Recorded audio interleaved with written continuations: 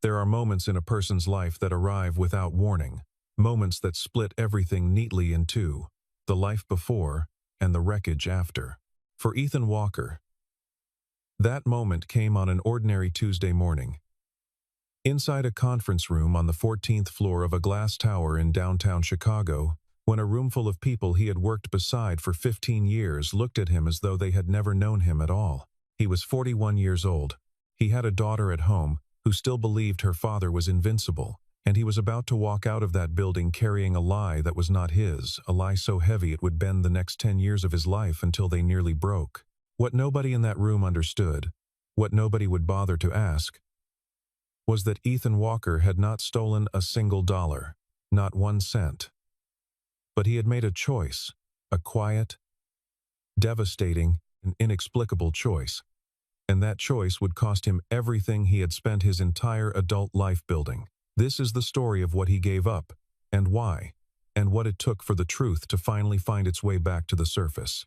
Ethan had come to Hargrove Capital Group the old-fashioned way through years of careful, unglamorous work that began when he was 26 years old, fresh out of a state university with a finance degree and a determination to prove that a kid from a working-class neighborhood on the south side of the city could compete with anyone. He started in the mailroom of the company's auxiliary accounting office, transferred into junior financial analysis within 18 months, and spent the next decade and a half building a reputation that most professionals spend entire careers chasing. He was meticulous. He was calm under pressure. He had a rare capacity for finding the small error buried inside 300 pages of ledger data, the kind of error that could cost a company millions if it went unnoticed. His supervisors called him an asset. His colleagues called him the last person on the floor they would ever expect to cut a corner. The company's former CFO, a reserved man named Gerald Simmons, once told a room of junior analysts that if every employee on the team brought the same level of professional integrity that Ethan Walker brought to his desk every morning, the firm would never have anything to worry about. That was the kind of reputation Ethan had built, not loud, not decorated with titles or awards, but deep and genuine and earned. Outside the office, his life was quieter still. He had married young, at 28, a woman named Claire, who had been his closest friend since college. They had a daughter together, a girl named Sophie, born 2 years into their marriage. Claire was diagnosed with an aggressive form of cancer when Sophie was 3 years old. She fought it for 14 months with a stubbornness that made everyone around her cry just watching it, and she lost the fight on a cold February morning when Sophie was 4 and Ethan was 32. After that, Ethan Walker became two things simultaneously, a grieving widower and a single father, and he carried both without complaint, without making it anyone else's problem, without ever allowing either identity to diminish the third thing he was, a man who showed up every day and did his job with absolute integrity. Sophie grew up knowing her father woke before sunrise, packed her lunch, drove her to school, worked a full day, picked her up in the evening, helped with homework, and was never too tired to sit beside her bed and read until she fell asleep. She didn't know the word exhaustion because her father never let her see it on his face. She only knew reliability. She only knew that her father was someone who kept his word. That was, in every way, the truest thing about him. At the time the trouble began, Sophie was 17 and preparing for college applications. She was sharp, thoughtful, and carrying more of her mother in her face with every passing year, something that made Ethan proud and ached in him simultaneously, in the way that all the best things ache when they remind you of what you no longer have. He had been watching her work on her applications in the evenings, with the quiet intensity of a kid who understood the stakes, and he had felt, for the first time in years, the particular optimism that comes when the person you have spent everything protecting begins to step into her own life. Ethan had recently been told, in a quiet conversation with his department head, that he was being considered for a senior vice president position, a role that had been a decade in the making, a role that would have changed the financial picture for both of them in ways that mattered practically and symbolically. He would have been the first person from outside the company's executive network to hold a position at that level. His department head had told him it was his if he wanted it, and he had said yes. And he had not told Sophie because he wanted to wait until it was official before letting her feel the relief of it. He had a clear future. He had a clean record. He had the trust of everyone around him, in the way that can only be built through years of small, consistent, unremarkable honesty, the kind of trust that is invisible until something threatens to remove it. At which point everyone suddenly understands exactly how much of the structure was resting on it. And then one afternoon in early autumn, reviewing the quarterly fund allocation reports, Ethan noticed something that made him set his pen down and look at the numbers again very carefully. 3 line items in the discretionary operations budget had been adjusted twice within the same reporting cycle, each time under a different authorization code. The adjustments were small enough to look like routine accounting corrections to someone glancing at them, but the pattern underneath them was wrong, the kind of wrong that only someone with 15 years of experience in financial controls would recognize, the kind that suggested not error but intention. He printed the relevant pages, placed them in a plain manila folder, locked it in the bottom drawer of his desk, and said nothing to anyone. Not yet. He spent the next 4 days working backwards through the data, quietly and alone, coming in early, staying late, cross-referencing allocation records against the original disbursement logs. The picture that emerged was not complicated, it was only painful. Someone had been rerouting funds from a minor discretionary account into a series of external transactions that had been deliberately structured to avoid the automated flagging thresholds. The total amount moved over a period of 7 months was just under $1.2 million. The footprints were faint, but they were there, and they all led to the same place: the user credentials and authorization trail of a mid-level operations manager named Daniel Reeves. Ethan had known Daniel for 6 years. They were not close friends, but they were the kind of colleagues who spoke easily in hallways, who occasionally grabbed coffee from the same cart in the lobby, who understood each other as decent, competent people working toward the same institutional goals. Daniel was 44, the kind of man who wore his age in his face more than he deserved. There were lines around his eyes that spoke of long nights and quiet worries, and Ethan had noticed over the preceding months that Daniel had lost weight and grown unusually distracted in meetings. He had thought at the time that Daniel was probably going through something personal. He had not imagined it was this. He requested a private meeting. Daniel came to Ethan's office on a Wednesday evening after most of the floor had cleared out. And when Ethan slid the printed records across the desk and watched Daniel's face, what he saw was not the expression of someone caught in a calculated scheme. It was the expression of someone drowning. Daniel sat very still for a long moment, and then his composure simply dissolved. His shoulders dropped. His jaw tightened in the way that only happens when a person is trying with everything they have not to fall apart. And then he did fall apart quietly. With his hands folded on the desk and his eyes fixed on the papers in front of him, he started to cry. The story Daniel told was not an excuse. He seemed to understand that even as he said it.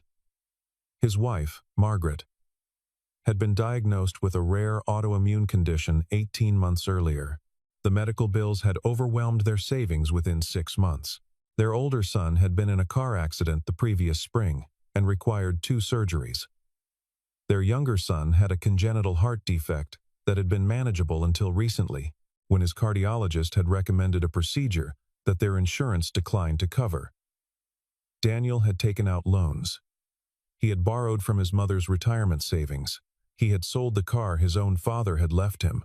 And then he had run out of options, and he had made a decision that he described as the worst thing he had ever done, not because he didn't know it was wrong, but because he knew exactly how wrong it was and did it anyway, because the alternative, in his mind, was watching his family disintegrate piece by piece while he stood there powerless.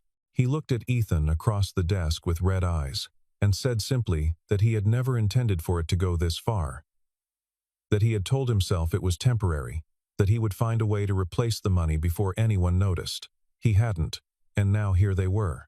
Ethan sat with that for a long time after Daniel finished speaking.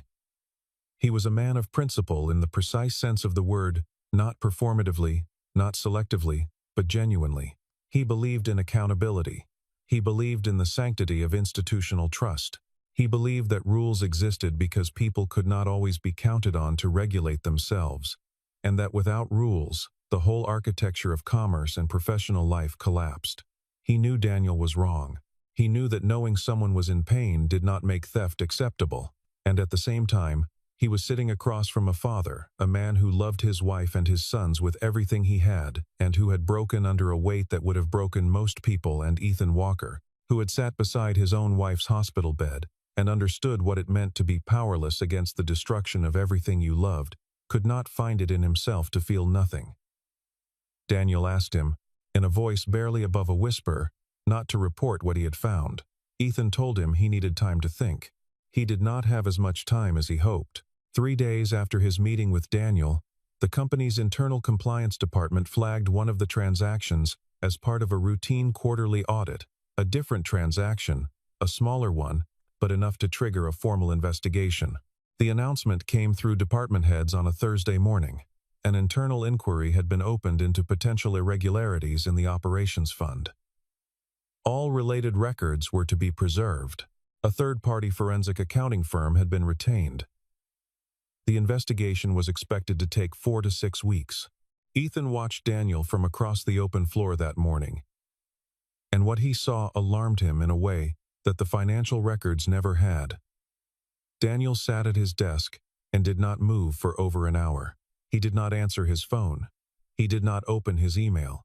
He simply sat there with his hands flat on his desk, staring at his monitor without seeing anything on it. And the stillness of him was the stillness of a man who had already gone somewhere very dark inside his own mind. Ethan went to the men's restroom on the 9th floor, a floor that Daniel's team didn't use, and called Daniel's cell phone. Daniel answered on the first ring, as though he had been holding the phone and waiting. His voice was flat in a way that made Ethan's chest tighten. He said he didn't see a way through this. He said his family had already been through enough. He said he thought maybe it would be easier for everyone if he simply wasn't there to face what was coming. Ethan told him to stay exactly where he was. He ended the call and stood alone in the tiled quiet of that bathroom for 90 seconds, staring at his own reflection in the mirror above the sink, and he made his decision. It was not a decision made from naivety. Ethan was not a man who confused martyrdom with wisdom. He made it knowing what it would cost, or believing he had a reasonable estimate of the cost, and accepting that cost against the weight of what he was preventing. He told himself that he would eventually find a way to set the record straight, that once Daniel's family was stable, once the worst of it had passed, the truth could be addressed. He told himself this was temporary.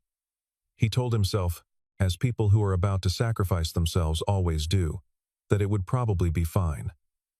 He walked back to his office. He drafted a statement, and on Friday morning, before the forensic team arrived, Ethan Walker told the investigation committee that he had been responsible for the irregular fund activity. He provided a partial explanation that was technically consistent with the evidence. He did not name Daniel. He did not waver. He answered every question with the calm, measured precision that had defined 15 years of exemplary professional conduct. Only this time, he was using that precision to construct a lie. The response was immediate and total. The company did not hesitate. By Monday afternoon, Ethan had been suspended pending formal termination. By Wednesday, his access to all company systems had been revoked. By the following Friday, he was officially terminated, his professional conduct record flagged with a notation that would follow him to every future employer who ran a background check. There was no shouting, no dramatic confrontation, just the quiet machinery of institutional process, grinding through its steps with complete indifference to the human being at the center of it. He collected his personal belongings from his desk in a banker's box, while a human resources representative stood nearby with the practiced blank expression of someone who had done this many times before. His colleagues watched from behind their monitors. Some of them looked away.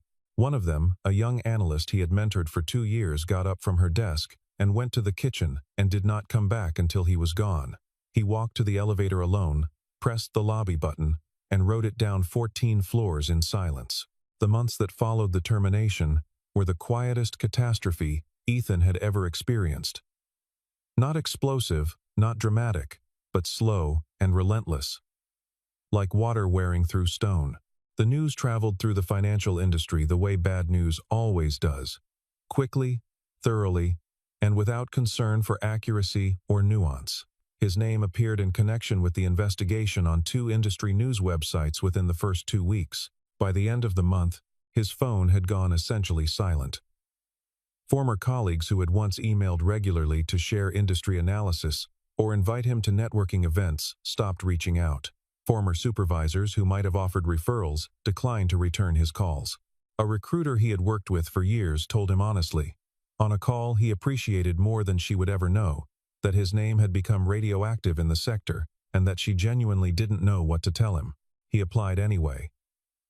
He applied to financial services firms, to accounting consultancies, to independent advisory practices, to mid-sized companies that might have been willing to look past a reputation stain in exchange for the genuine quality of his experience. He was turned down at every step, sometimes gently, sometimes with the impersonal bluntness of an automated rejection, sometimes in first-round interviews where he could see the moment the hiring manager recalled his name and the warmth drained from the room like air from a punctured tire. He never once considered lying on an application. He never omitted the history from a disclosure form. He had given 15 years to the principle of honesty, and he was not willing to abandon it, even when honesty was the thing destroying him. This was the particular cruelty of his situation, a man defined by his integrity being destroyed by the appearance of having none. He found other work. He had a daughter to support and a mortgage and no choice, so he found other work. He took a job in a warehouse on the outskirts of the city, managing incoming shipments on a loading dock that operated from 5 in the morning until early afternoon. The physical labor was harder than he expected at first, and then simply became part of his body, the ache in his lower back after 8 hours on concrete floors.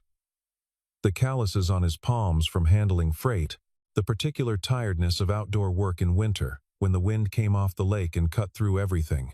He learned things on that loading dock that 15 years in an office had never taught him, the particular efficiency of men who worked with their bodies rather than their spreadsheets, the unspoken mutual respect of a team that showed up at 4:45 in the morning without complaint, the way physical work had a completeness to it that desk work sometimes lacked, the satisfaction of a truck offloaded cleanly and a dock cleared before the shift change. He was good at it. He was organized. He was reliable. And his supervisors trusted him with logistics problems that stumped people who had been doing it longer. None of that changed the fact that he had been a senior financial analyst 11 months earlier. But he did not allow himself to dwell on the distance between those two things. He drove for a delivery service on weekday evenings, taking on as many routes as the schedule allowed, learning the northwest side of the city through its back streets, and loading zones in a way he had never known it from the highway. He took on occasional night security shifts at a logistics facility a mile from their apartment when the school calendar gave him the flexibility to leave Sophie alone for the night hours. He made enough, not comfortably, not without careful budgeting and the quiet sacrifice of things that once seemed ordinary, but enough to keep the lights on and the refrigerator stocked and Sophie's college fund from disappearing entirely. He told Sophie he was in a career transition. He let her believe it was temporary. And then, as the months became years, he simply stopped bringing it up in a way that made the silence feel like an answer to a question she had the grace not to ask directly. Sophie grew up across those years from 17 to 18, finishing high school with the grades and the drive that won her a partial academic scholarship she had earned entirely on her own, then starting at a state university 2 bus routes away, close enough to come home on weekends, close enough that Ethan could still pack something into a bag for her when she came, and still be the person she called when something went sideways. He watched her become herself, careful, curious, unafraid, and he told himself the story had not stolen the most important thing, that Sophie was still whole and still his, and that made what he had done worth something real and specific that no professional loss could diminish. He never spoke about it. Not to Sophie, not to the few friends who had remained loosely in his orbit, not to anyone. He did not rail against the unfairness of his situation. He did not tell people privately that he had been wronged, did not hint at a secret that might explain his fall from grace. He simply carried it. He had made his choice. He had understood, on some level, that silence was part of the bargain. What he had not fully reckoned with was how permanent silence could become, how a secret kept long enough eventually stops feeling like a secret and starts feeling like the truth, how the world around you reshapes itself to fit the narrative it has been given, and how extraordinarily difficult it becomes to imagine the moment when that narrative might ever be corrected. 10 years passed. Daniel Reeves eventually left the company under circumstances Ethan never knew in detail. The investigation that had ended Ethan's career was filed away and forgotten. And Ethan Walker, former senior financial analyst, potential vice president, 15-year veteran of one of the city's mid-sized investment firms, continued to drive a delivery route through the northwest side of Chicago and to live in the same apartment where he had once promised Claire, in the last weeks of her life, that he would keep everything together. He had kept that promise. He had simply paid for it in a currency no one could see. Hargrove Capital Group had not stood still in the decade since Ethan's departure.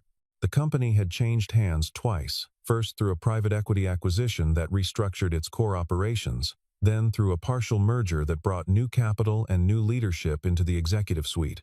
The management culture that had overseen Ethan's dismissal was largely gone, replaced by a newer generation of leadership that had inherited the company's assets without fully understanding its history. It was in this context, in the early spring of the 11th year after Ethan's termination, that Victoria Hayes arrived. Victoria had come up through investment banking on the East Coast, made her name in forensic financial restructuring during the years when distressed asset management was the most lucrative and demanding specialty in the field, and had been recruited to Hargrove's CEO position specifically because the board wanted someone who would ask uncomfortable questions about operational efficiency and institutional accountability. She was 44 years old. She was known in professional circles for a particular combination of analytical precision and moral seriousness that made some people admire her and made other people deeply uncomfortable in her presence, which she had always considered a useful division. She had also built a reputation, in her previous 2 leadership roles, for conducting what she called archive reviews, systematic re-examinations of old personnel files, compliance records, and internal investigation reports that had been generated under previous management. She believed that organizations carried their unresolved histories like sediment, and that the only way to build something stable on top of that sediment was to understand what was underneath it. She began the Hargrove Archive Review in her 3rd month on the job. The process was unglamorous. It involved 2 junior investigators, a rented storage facility where decades of physical files were housed, and a digital forensics contractor who spent 2 weeks recovering data from legacy server infrastructure that had been in a climate-controlled room for 8 years. Victoria divided the review into categories: personnel disputes, compliance incidents, litigation history, and executive conduct. She started with compliance, and approximately 6 weeks into the process, on a Tuesday morning that began like every other Tuesday morning, one of her investigators brought a physical file box to her office and set it on the corner of her desk and said there was something in it. She probably needed to look at herself. The box contained the original documentation from the Ethan Walker investigation. Victoria read through it methodically, the way she read through everything, starting with the summary, then going to the source documents, then checking the chain of evidence for consistency. By the time she had been through it twice, she had noted 4 separate anomalies that would not have been visible to someone who wasn't looking for them. The first, a signature on one of the key authorization documents that appeared to have been dated retroactively based on the ink oxidation pattern, a detail that only mattered because the original narrative of the investigation depended on a specific sequence of events. The second, a gap of 11 pages in the investigation report that appeared to have been removed after binding based on the page numbering discontinuity. The third, references in 2 separate witness interview summaries to email communications that did not appear anywhere in the digital evidence log. The fourth, and the one that made her stop and sit quietly for a long moment, a notation in the handwriting of someone who was not identified, on a post-it note adhered to the inside back cover of the folder, that read simply "Audio do not include." Victoria did not tell anyone what she was looking for. She had learned over many years that institutional self-protection was reflexive and nearly automatic, that the moment people understood an investigation might implicate legacy leadership, information had a tendency to disappear. memories had a tendency to blur, and cooperative witnesses had a tendency to become suddenly unavailable. She kept the archive review framed as a routine operational efficiency project. She worked with her investigators in the evenings, after the main office had cleared out, and she had a private understanding with her digital forensics team that their work product was to be delivered to her directly and to no one else. The email recovery took 10 days. When the results came back, they confirmed what she had suspected.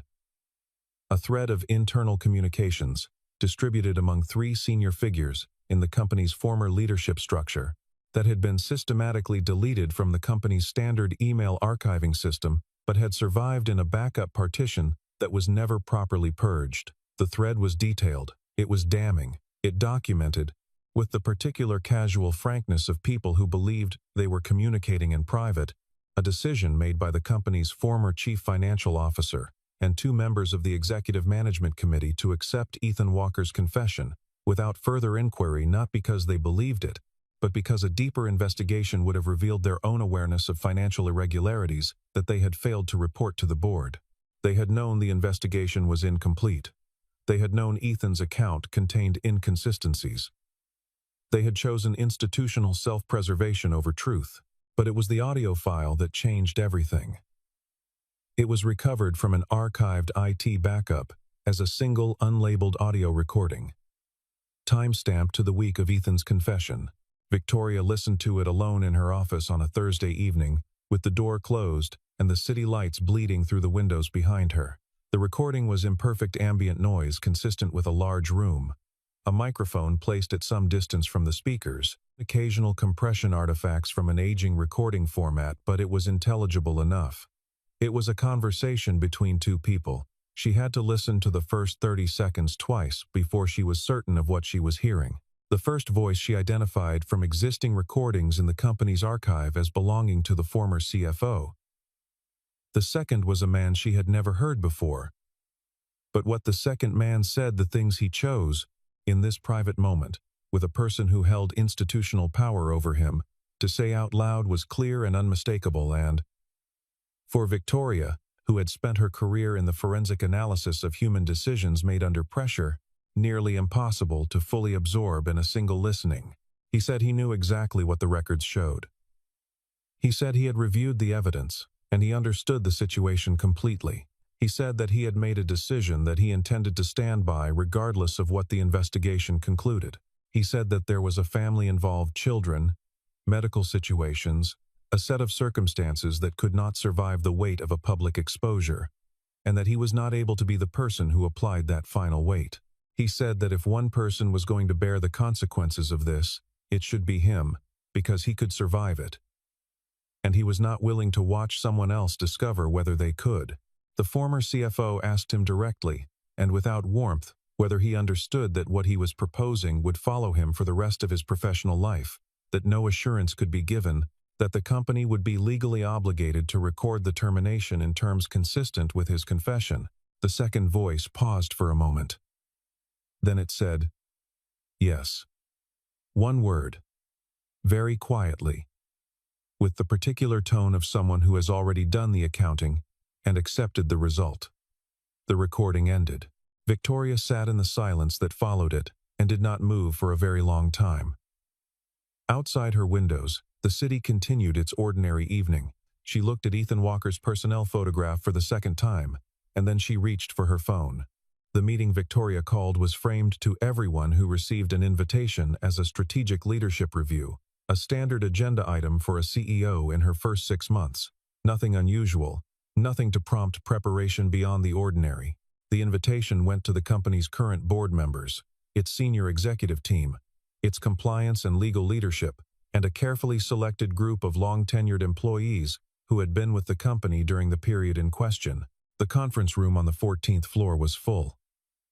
Catering had set up coffee service along the side wall. People chatted in the low, comfortable way of colleagues who had been through enough meetings together to find the ritual easy and unremarkable. Victoria opened with 15 minutes of genuine strategic content, quarterly performance metrics, a restructuring initiative she had been developing, a summary of the archive review framed in operational terms. She was calm. She was methodical. She gave nothing away. And then, she said she needed to address one additional matter before they concluded. And she opened her laptop, and the conference room screen at the front of the room came to life with a document that several people in the room immediately recognized. She walked through it without editorializing. She presented the original investigation materials. She presented the email thread. She presented a side-by-side comparison of the signed authorization document and the forensic analysis of its ink dating. She presented the gap in the investigation report, with the page numbers labeled so that no one could dispute the discontinuity. She did not raise her voice. She did not use inflammatory language. She simply laid the evidence on the table with the same quiet precision she brought to every complex problem. And she let the evidence speak with its own authority. And then she played the audio recording. The room was completely silent while it played. When it ended, the silence continued for another 5 seconds, the particular silence of a space full of people who have just watched something they cannot unsee. One of the current board members set his pen down very carefully on the notepad in front of him. A senior manager near the back of the room exhaled audibly. The company's legal counsel, seated to Victoria's left, had gone very still in a way that suggested he was already running through a set of calculations that had nothing to do with the meeting agenda. Victoria let the silence hold for a moment longer than was comfortable. Then she said, with the same measured calm that had characterized everything she had said since the meeting began, "Ethan Walker did not steal from this company. He accepted blame for an act he did not commit. The decision to accept his statement without complete investigation was made deliberately by former members of this leadership structure to protect their own positions. I want that to be clearly understood by everyone in this room." She paused. Then she said, "Ethan Walker is entirely innocent. The news moved through the company the way significant news always moves through institutions, first in the controlled channels, informal statements and legal communications, and then, in the human channels, in the whispered conversations between longtime employees in corridors and break rooms and parking structures. In the text messages sent to people who had left the company years ago, in the particular quality of silence that settles over a workplace that is collectively processing something that unsettles its understanding of its own history. People who had been at the company during Ethan's time there felt the specific, uncomfortable weight of having believed something false for a decade, having repeated it, having allowed it to define how they understood a colleague, having failed, perhaps more than once, to pause and ask whether the story they had been given was actually true. A few of them felt something close to shame. Most of them felt something more ambiguous and harder to name. Victoria did not wait for the institutional processes to complete before she went to find Ethan herself.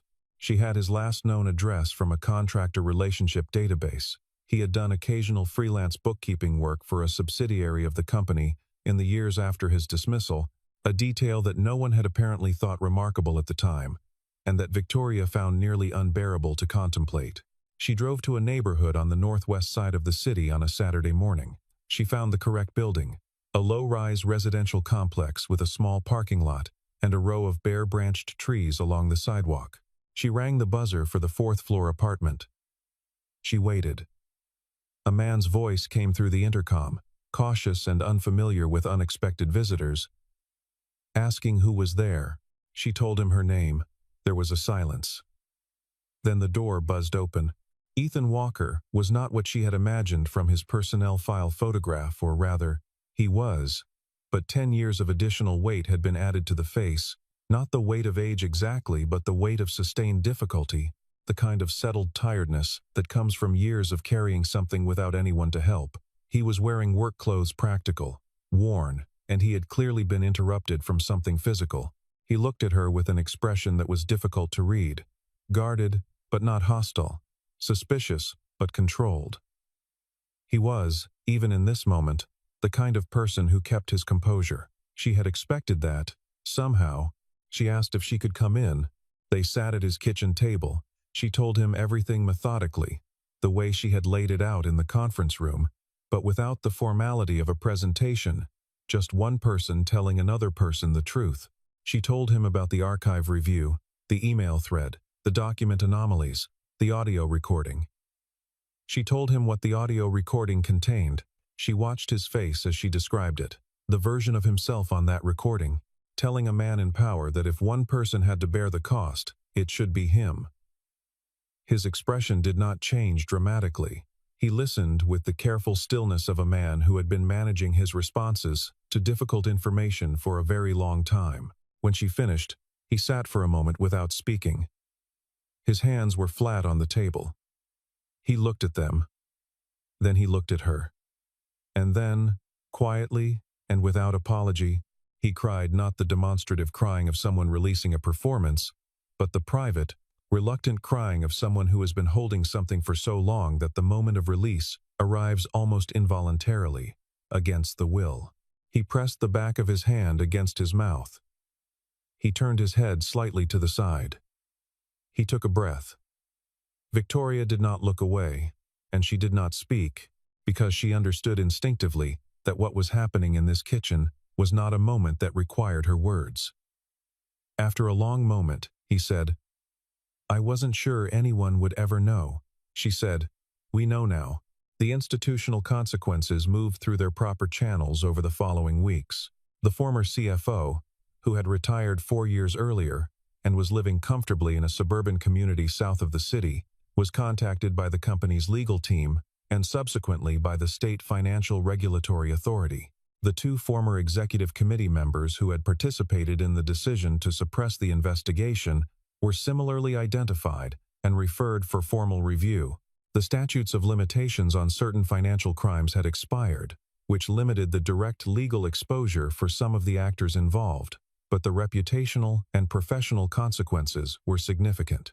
The company issued a formal public statement acknowledging the findings of the archive review, taking institutional responsibility for the failures of its former leadership, and committing to a process of remediation.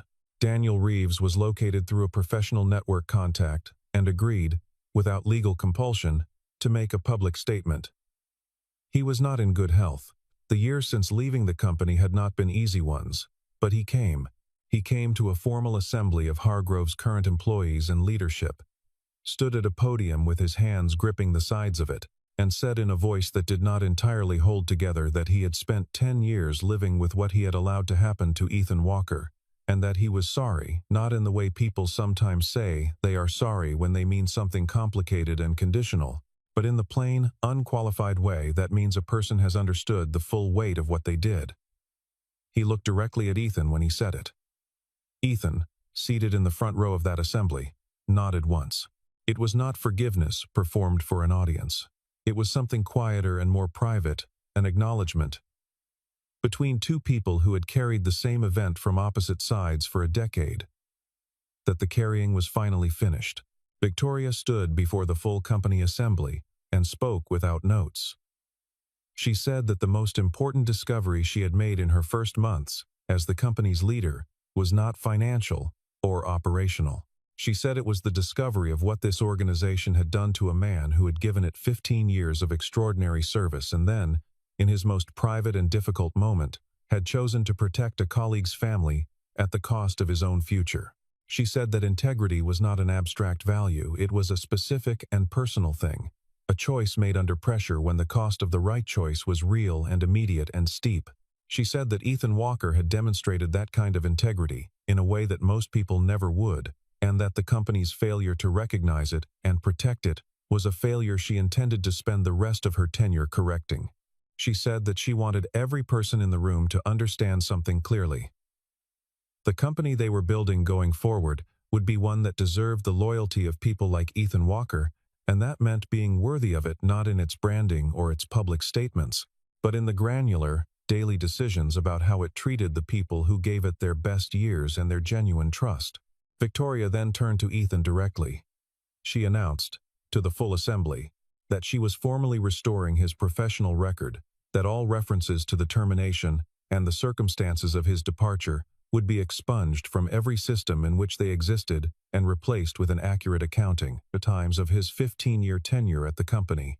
She said that the company's formal public statement which had already been provided to the relevant financial industry oversight bodies and would be distributed to press contacts that afternoon, included a comprehensive written apology, not a legal disclaimer, not a liability-minimizing acknowledgement, but a genuine institutional apology that named what had happened and accepted responsibility for it without qualification. She announced that she was extending to him a formal offer of an executive leadership position within the company's financial oversight division, a role that had been created, in part, specifically to bring into the company's future the kind of judgment and moral clarity that its past had so catastrophically failed to value. The position came with full executive compensation, a seat on the Internal Audit Committee, and the authority to redesign the compliance review processes that had allowed the original failures to remain buried for a decade. She did not ask him to respond publicly. She did not make it a performance. She simply extended the offer the way he deserved to have it extended. And without asking him to earn anything he had already long since earned 100 times over. The room stood, not all at once, not in the coordinated way of rehearsed gestures, but one by one, in the organic way that happens when a group of people independently arrives at the same impulse. Someone near the back rose first, then a section near the middle, then the rest. Ethan Walker stood at the front of a conference room in a company that had once expelled him in disgrace, and the people filling the chairs around him were standing, and he was very still in the center of it, not overwhelmed, not performing gratitude, just present in the way that a person who has been genuinely seen, perhaps for the first time in a very long time, learns how to be present in the moment of being seen. He had come a long way from the loading dock in the pre-dawn dark, from the delivery route through the Northwest neighborhoods, from the quiet apartment where he had kept his word to a woman who was no longer there to know he had kept it. He had come back to the 14th floor. Later that same afternoon, after the formal session had ended and the conference room had been cleared and the building had returned to the ordinary sounds of a workday in progress, Ethan Walker walked to the elevator bank on the 14th floor and pressed the button for the lobby. The doors opened. He stepped inside. The elevator descended. And when the lobby doors opened, and he walked out through the glass entrance of the building onto the sidewalk, he stopped for a moment in the afternoon light and looked at the street around him, the same street he had walked out onto a decade earlier, carrying a banker's box and the specific humiliation of a public fall. The street had not changed. The building behind him had not changed. The traffic and the pedestrians and the particular urban texture of a Thursday afternoon in a Midwestern city were exactly as they had always been. What had changed was him, not in the sense that he had been restored to some prior version of himself, because those years were not erasable and he had no wish to erase them, but in the sense that the story the world was telling about him finally matched the story that had been true all along. He stood there for only a moment. Then he took out his phone and called Sophie. She answered on the second ring, her voice bright in the way it had always been, carrying the specific energy of a young woman who had been given, through circumstances she never fully understood, a father who had shown her what it looked like to keep going. He told her he had some news. He told her it was good. He told her he would explain everything over dinner. She said she would make the pasta she had been promising to cook for 3 weeks. He laughed a real laugh, the kind that comes from somewhere uncomplicated, and told her he would be there by 6. He put his phone in his pocket. He walked down the sidewalk in the late afternoon light. In no particular hurry, in the direction of his car.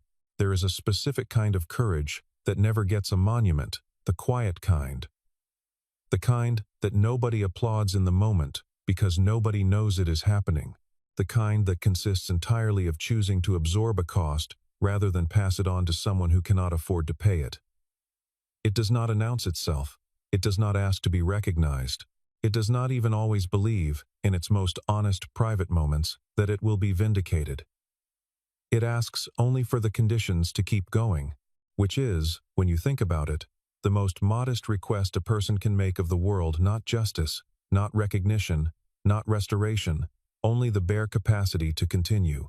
Ethan Walker had asked for nothing else. He had kept going for 10 years, through the weight of a lie he had volunteered to carry, through the professional wilderness that followed it, through the particular loneliness of being misunderstood by everyone you once worked alongside, And he had not broken not because he was without feeling, but because he had decided, a long time ago in a bathroom on the 9th floor of a building, that if the cost of protecting someone else's children was his own comfort, his own good name in the world of professional finance, then that was a price he could pay. And he had paid it, and the truth, in its own time and in its own way, had found its way back to the surface not because the world is reliably just, not because good deeds are reliably rewarded, but because a woman with a forensic mind and a moral seriousness had opened a box in a storage room and refused to look away from what she found inside it. Truth may be buried for years. It may survive in degraded audio files and oxidized ink and the gaps in numbered pages that someone hoped no one would ever notice. But it endures. It waits with a patience that outlasts the people who tried to suppress it. And when someone finally comes looking for it with the honesty and the courage to receive it fully, it does not hide. It speaks in the clear, steady voice of a man who once said, "If one person has to pay this price, let it be me," and meant it, and paid it. And was finally, irrevocably, known for exactly what he was. He was, in every measure that truly counts, the kind of person the world quietly depends on, the kind who holds things together without credit, without an audience, without the comfort of being understood. And perhaps that is the truest thing that can be said about him, that his character was not revealed by this story's ending, but had been there, unchanged and uncompromising, through every single year of its middle.